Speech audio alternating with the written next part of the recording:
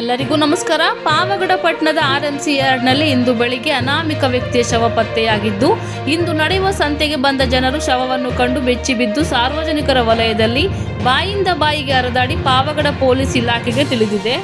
RMC ಯಾರ್ಡ್ನಲ್ಲಿ police ಇಲಾಖೆ ಸ್ಥಳಕ್ಕೆ ಧಾವಿಸಿ ಪರಿಶೀಲಿಸಿದ್ದಾರೆ.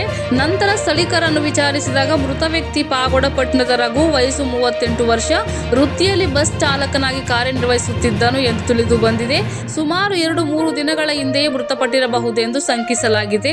ಮೃತನ ಮುಖದ ಎಡಭಾಗ ಮತ್ತು ಕುತ್ತಿಗೆ ಭಾಗಗಳಲ್ಲಿ ನಾಯಿಗಳು ಎಳೆದಾಡಿ ತಿಂದಿರುವುದು ಶವ ಭಾಗದಲ್ಲಿ ಕಂಡು ಬಂದಿದೆ.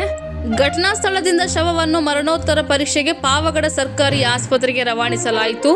ಸಾರ್ವಜನಿಕರಿಂದ ಪಾವಗಡ ಆರ್ಎಂಸಿ ಯಾರ್ಡ್ನಲ್ಲಿ ಸಂಜೆ ವೇಳೆಯಲ್ಲಿ ಮತ್ತು ಬಿಡುವಿನ ದಿನಗಳಲ್ಲಿ ಅನೈತಿಕ ಚಟುವಟಿಕೆಗಳು ಹೆಚ್ಚಾಗಿರುವುದು ಖಂಡಿಸಿ ಹೆಚ್ಚಿನ ನಿಗಾ ವಹಿಸಬೇಕೆಂದು ಪೊಲೀಸ್ ಇಲಾಖೆಗೆ ಆಗ್ರಹಿಸಿದ್ದಾರೆ. ಈ ಯಾರ್ಡ್ನಲ್ಲಿ ಪ್ರತಿ ಸೋಮವಾರ ತರಕಾರಿ ಸಂತೆ ಹಾಗೂ ಜಿಲ್ಲೆಯಲ್ಲಿ ಅತಿದೊಡ್ಡ ಕುರಿ ಸಂತೆ ನಡೆಯುತ್ತದೆ.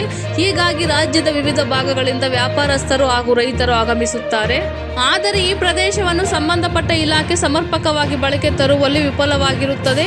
ಆದ್ದರಿಂದ ಸಂಜೆಯಾದರೆ ಸಾಕು ಇಲ್ಲಿ ಅಕ್ರಮ ಚಟುವಟಿಕೆಗಳು ನಡೆಯುತ್ತವೆ ಎಂಬ ಆರೋಪಗಳು ಕೇಳಿ ಬರುತ್ತಿವೆ. ಸಂಬಂಧಪಟ್ಟ ಇಲಾಖೆ ಅಧಿಕಾರಿಗಳು ಹಾಗೂ ಪೊಲೀಸ್ ಇಲಾಖೆ ಈ ಭಾಗದಲ್ಲಿ ಹೆಚ್ಚಿನ ನಿಗಾ ವಹಿಸಬೇಕೆಂದು ಸಾರ್ವಜನಿಕರು ಆಗ್ರಹಿಸಿದ್ದಾರೆ. ವರದಿ ಮಾರುತಿ, MS ಮೀಡಿಯಾ.